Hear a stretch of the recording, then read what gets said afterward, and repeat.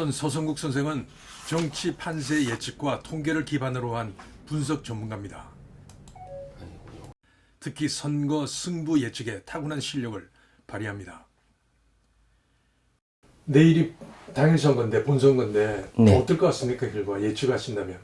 이대로 사전투표가 진행된 거 지켜볼 때 당일 투표에서 열심히 국민들이 투표를 하지 않으면 만약에 보정을 하려는 그들 의도대로 사전투표에 일정 부분 보정이 됐다면 설사 김문수 후보가 뭐 5%든 10%든 앞선다 하더라도 그 우세를 유지하기 힘들 것이다. 즉 역전당하기 쉽다. 저는 그렇게 예상하고 있습니다.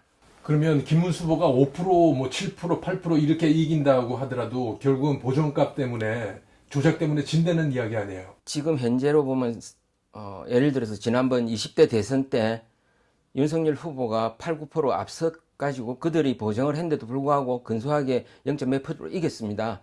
그때 기준이 선거인 수의 6%, 그러니까 200한 몇십만 표였죠. 이번에는 그런 실패를 반복하지 않기 위해서 좀 세게 할 거라고 예상합니다. 실제 사전투표 양상을 보면 굉장히 강하게 하는 것 같습니다. 원래 전산을 하면 쉬운데 이번에 화이트 해커라든지 지켜보는 눈이 많다 보니까 전산 작업의 가능성은 상대적으로 좀 낮다고 보고 있고 재래식 방법이지만 갖다 퍼붓는 것 같습니다. 그런데 지난번처럼 약하게 해서는 될 것 같지 않고 김문수 후보가 뭐 몇 프로 얻는 게 중요한 게 아니고 적게 얻으면 적게 얻는 대로 자기들이 이겨서 좋고 많이 김문수 후보가 못 얻더라도 자기들이 압도적인 대세론을 증명하는 길이 되기 때문에 김문수 후보의 득표와 관계없이 자기들은 무조건 엄청나게 보정을 시도를 할 거로 예상하고 있습니다. 그러면 어느 정도를 사람들이 국민들이 투표를 해야지 비슷하든지 아니면 김문수 후보가 이길 수 있어요? 예를 들면 10%를 기준했을 때 설명을 드리겠습니다. 10%를 김문수 후보가 예, 지난번처럼 10% 정도 김문수 후보가 역전해서 이기고 있다면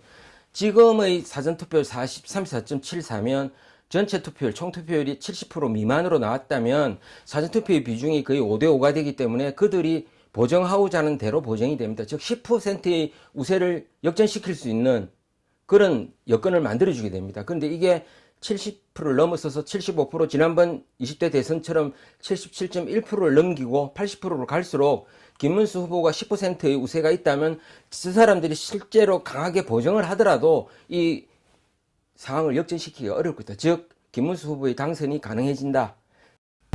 김문수 후보가 이재명 후보의 10% 득표율 차이를 보일 경우 만일 20대 대선처럼 보정이 들어온다면 즉 선거인 수의 6%를 투입 270만 표를 투입한다면 투표율 73% 이상이면 김문수 후보가 승리할 수 있습니다. 따라서 조작하는 측에서는 김문수 후보가 15%의 차이로 앞선다는 것을 전제로 보정을 강력하게 할 것으로 보입니다. 선거인 수 9%를 투입, 즉 400만 표를 투입한다면 69%, 73%의 투표율에서도 이재명 후보가 이기게 됩니다. 그러나 총 투표율이 77% 이상이 되면 김문수 후보가 승리하게 됩니다. 즉 김문수 후보는 강력한 보정값에도 77% 이상의 투표율을 보이면 이기게 되는 것입니다. 깨끗한 물에 오염된 그 물이 들어갔을 때 깨끗한 물이 양이 적을 때는 그 오염의 농도가 강하지만은 깨끗한 물을 많이 투입을 하면 오염된 범위가 줄어드니까 뭐 식음수가 안 되면 공업용수라도 쓸 수가 있겠죠. 지금 현재는 독극물에 가까운 물이라면 맑은 물로 만들기 위한 마지막 노력이 국민들이 투표하는 겁니다.